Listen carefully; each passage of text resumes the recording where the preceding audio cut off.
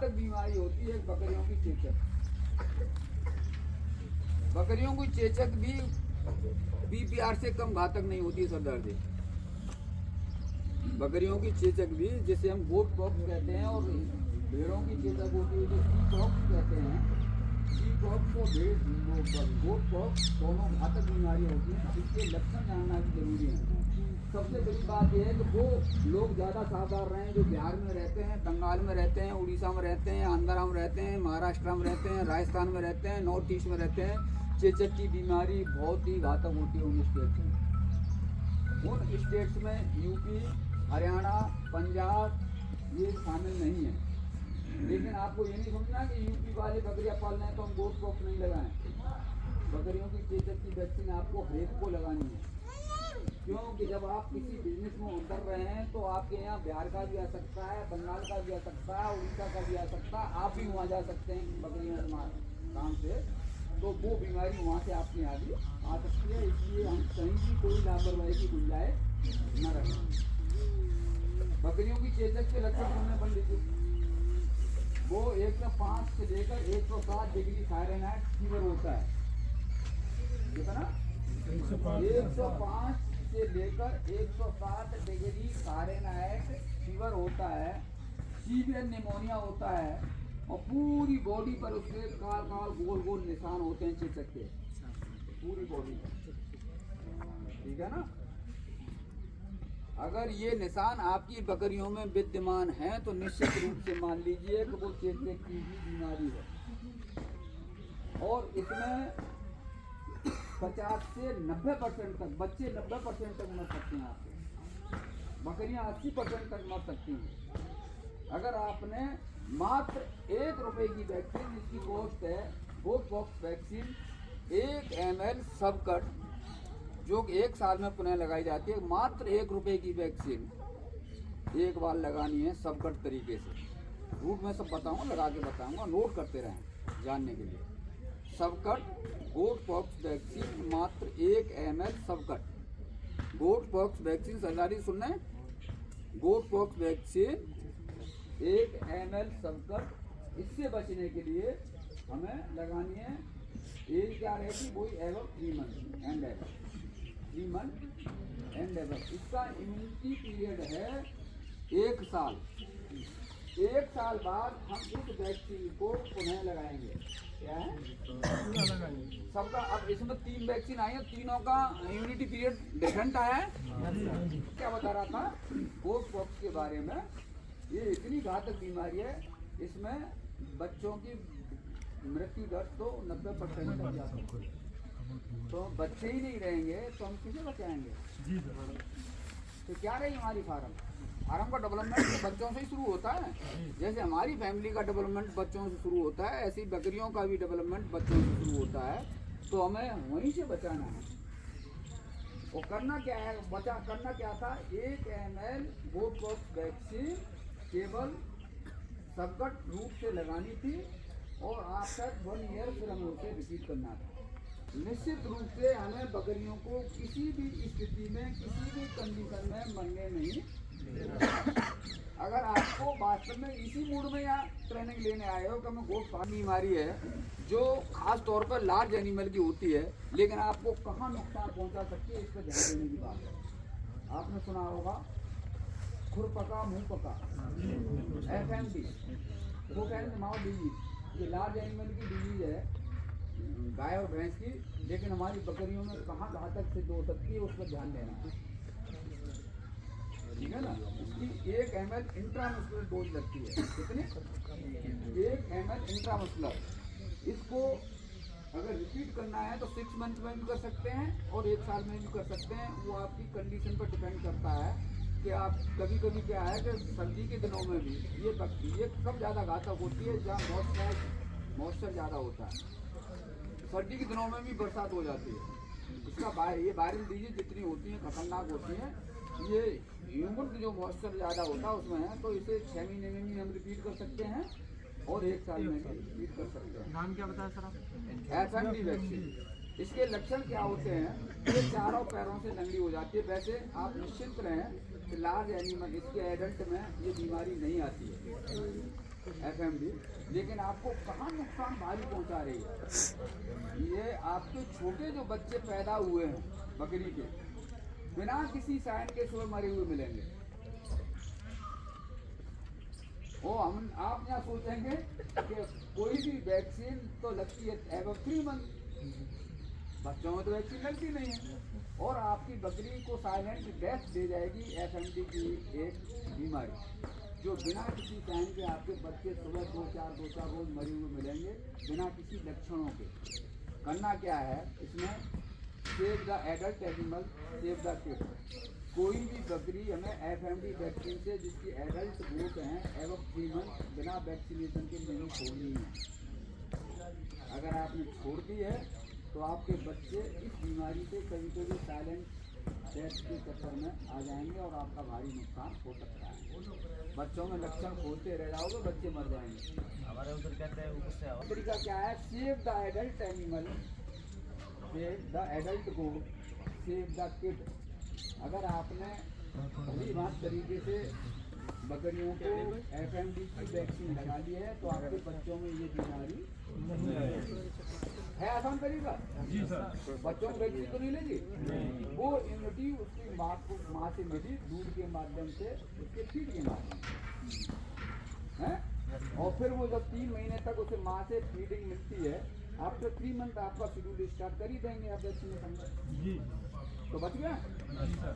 तो ये भी कम घातक नहीं है किसी भी, और इसकी 1 ml इंट्रामस्कुलर डोज लगनी है मात्र इंट्रामस्कुलर, और 6 महीने या 1 साल में रिपीट करनी है।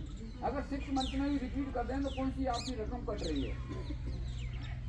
6 महीने में भी लगा दें 1 डोज तो कौन सी आफत पड़ रही है, बकरी तो सुरक्षित रहेंगी। या अगर आप 2 साल में 2 बार बच्चे लेना चाहते हैं बकरियों से, 2 बार वैक्सीन नहीं लगा सकते, लगा सकते हैं। बकरियों को बचाना है, ठीक है ना।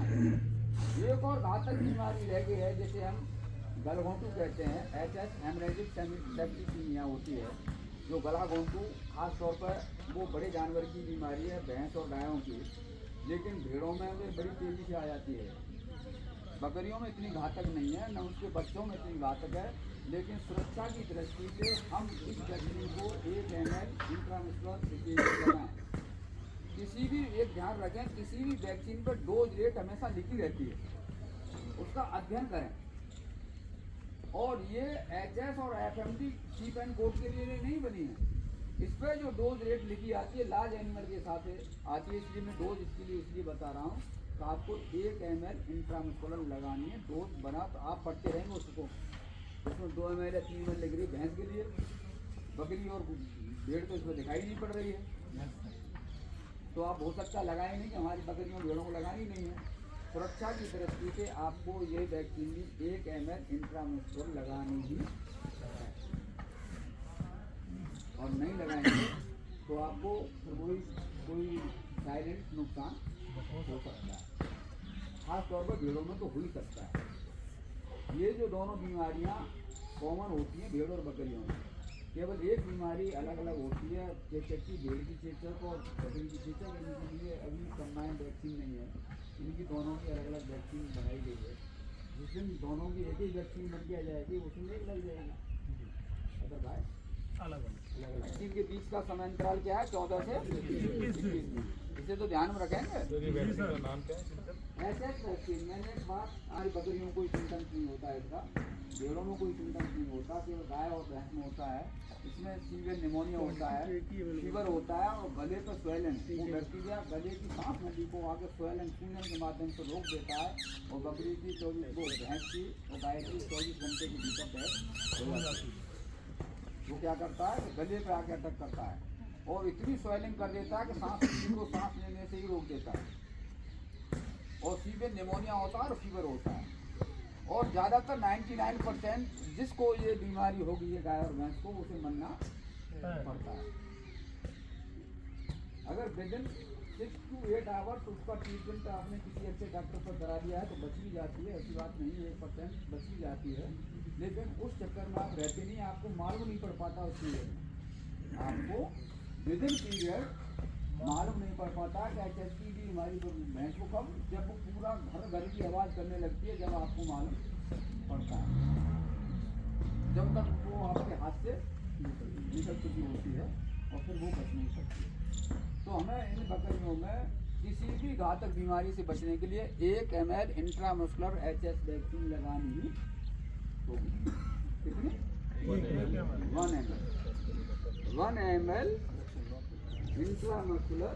और कंपनी मैंने आपको बता दी है सर्वोत्तम वैक्सीन रक्षा की, जो नेशनल डेयरी डेवलपमेंट बोर्ड की जो एक इकाई है इंडियन इम्यूनोलॉजिकल लिमिटेड हैदराबाद में, पूरे देश के लिए ही नहीं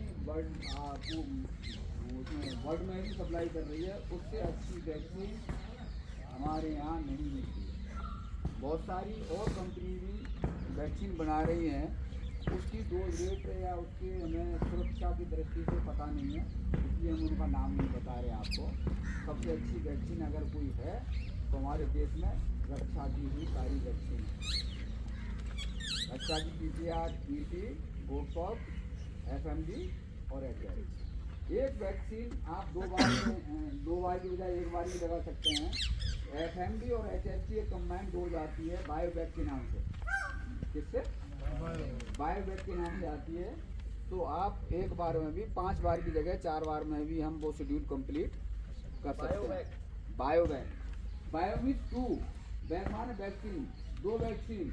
और 2 वैक्सीन कौन कौन सी है? FMD और HI, जो भी एक कंबाइंड वैक्सीन होती है उसे भी लगा सकते हैं। 5 बार की जगह हम 4 बार में भी शेड्यूल कंप्लीट कर सकते हैं। कर सकते हैं जी सर, आसानी से कर सकते हैं। अच्छा तजुर्बे में एक और ऐड करिए कि 2 तरह के परजीवी होते हैं हमारे जानवरों में, अंतः परजीवी और बाह्य परजीवी। अंतः परजीवियों और बाह्य परजीवियों से बचाने के लिए आपको सुरक्षा कवच अपनाना होगा। अंतः परजीवी हमारे पेट में होने वाले जितने भी अच्छा जो डाइट आप देते हैं, जो पोषक तत्व पेट में खाने में जाते हैं, वो पेट में अंदर बैठ के लीवर में बैठकर, फेफड़ों में बैठकर, जगह जगह पर बैठकर पोषक तत्वों को चूसते रहते हैं।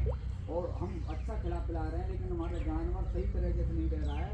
तो वो केवल एक ही कारण है, अंतः परजीवी उसके शरीर में हैं और वो हमें नुकसान पहुँचा रहे हैं।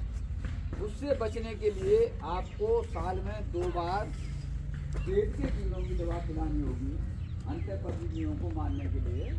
अंतः परजीवी को मारने के प्री मानसून और पोस्ट मानसून, कब?